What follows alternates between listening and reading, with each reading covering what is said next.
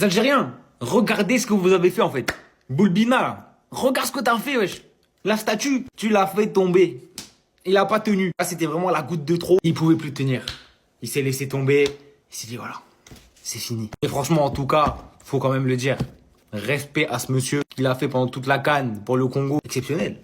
Le gars, il a regardé tous les matchs, il a pas bougé d'un centimètre. Et si j'ai bien compris, je crois que c'était pour un hommage. Et ça rend le truc encore plus beau. Donc oui, la photo, en vrai, elle est drôle. Elle fait marrer. Ça va devenir un mème. Là, malheureusement, on va le voir de partout, ces trucs. Mais, bien sûr, c'est pas méchant. C'est pas un manque de respect pour le gars. Ce qu'il a fait, c'est juste exceptionnel.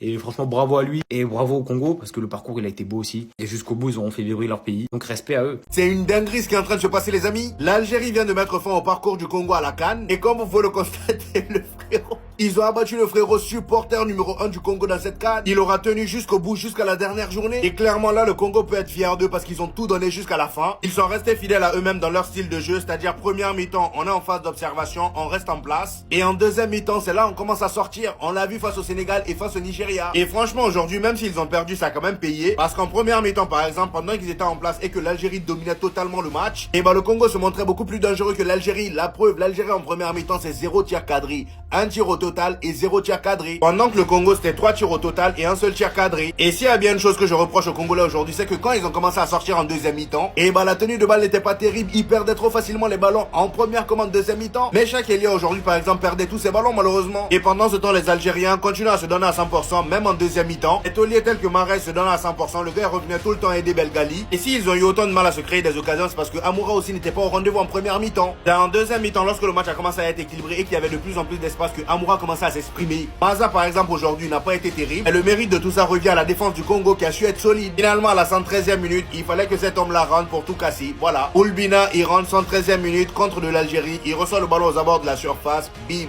but. Et par la même occasion, il prend le trophée d'homme du match. À la 113e minute, il est rentré. Il a climatisé un peuple entier en 5 minutes.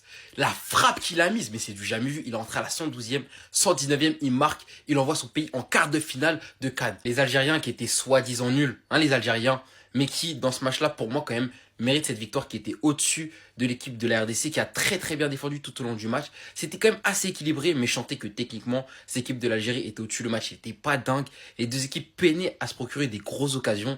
Et il arrive en prolongation, là où peut-être tout le monde se préparait pour les pénaltys, ça réfléchissait, etc. Lui, il a dit, je rentre en prolongation. C'est pour que ça se termine en prolongation. Parce que le caractère qu'il faut avoir pour rentrer en cours de jeu, en prolongation, être excentré à ce point-là et se dire, ouais, non, je rentre intérieur d'Aaron Wan-Bissaka, fautif sur l'action, totalement désintéressé. Alors oui, il a 120 minutes dans les jambes, mais c'est pas une excuse, là, il est totalement naïf. Il essaye même pas de défendre, il lui donne ses fesses. Et en face, lui, il se pose pas de questions. Directement, il voit qu'il a l'espace, il arme la frappe, et il allume les cages. Parce qu'il a fini comme ça alors qu'il faisait un sale match, une sale prolongation, c'est vraiment terrible pour lui. Mais pour moi, c'est mérité pour les Algériens qui vont affronter du coup le Nigeria en quart, ça va être un beau match. Mais vu ce que montre le Nigeria depuis le début de la compétition, l'Algérie va falloir légèrement augmenter le niveau de jeu.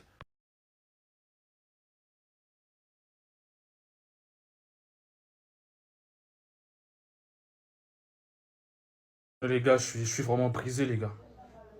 Je suis vraiment... Je sais même pas quoi dire, les gars. Je suis brisé, les gars. Imagine, tu te fais marquer à la dernière minute des prolongations, les gars. Dernière minute, Tu te fais marquer, les gars, c'est un truc de ouf. Personne l'avait vu venir, ces buts. Ces magnifiques buts de l'Algérie. Personne l'avait vu venir, Même pas quoi dire, les gars. Je suis vraiment brisé, les gars. Je sais pas quoi dire, les frères. On est éliminé dès le premier tour, les gars. Dès le premier tour, dès les huitièmes de finale, on est éliminé.